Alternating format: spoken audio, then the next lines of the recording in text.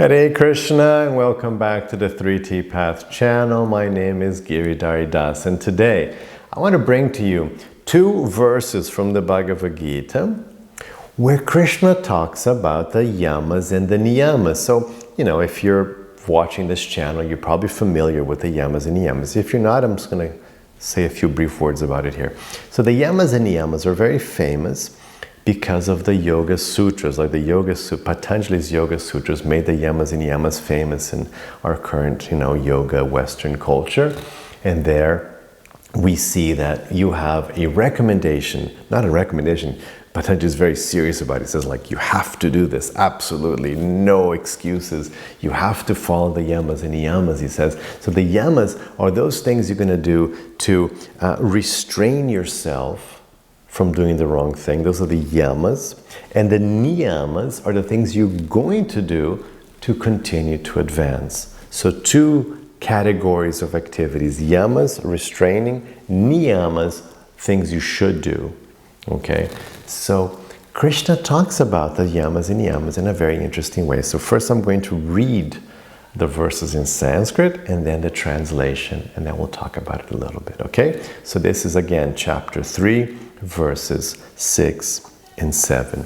Krishna says, karmendriyāṇi saṁyamya āste manasā smaran indriyārthān vimūḍhātmā mithyācāraḥ ucyate yastu indriyāṇi manasā niyamyārabhate Arjuna karmendriyāṇi asaktaḥ viśiṣyate. Here's a translation.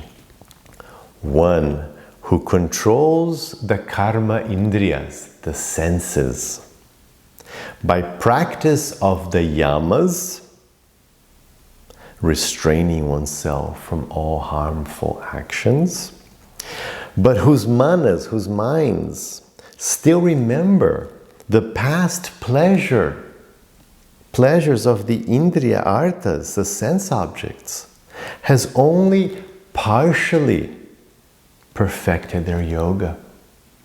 And then he says in the next verse, however, O Arjuna, one who also controls the karma indriyas, the sense, the active senses, with the manas, by means of the niyamas, behaviors that lead to self-realization, and without attachment to the results of their actions, is a superior practitioner of karma yoga.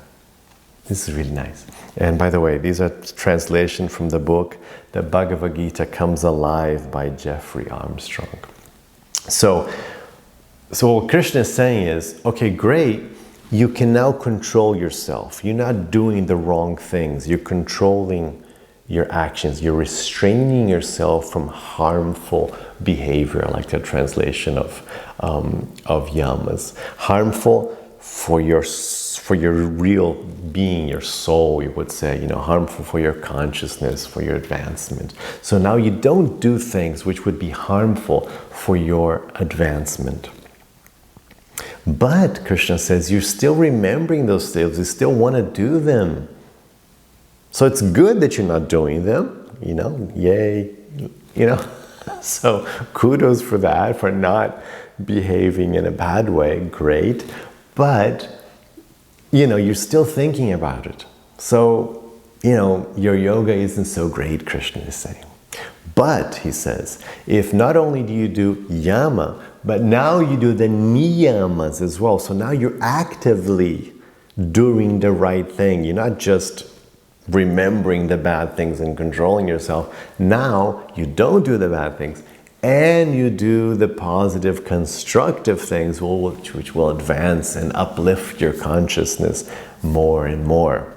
So now, and then he says, of course, without attachment, because this is a big topic of Bhagavad-gita, being in the here and now.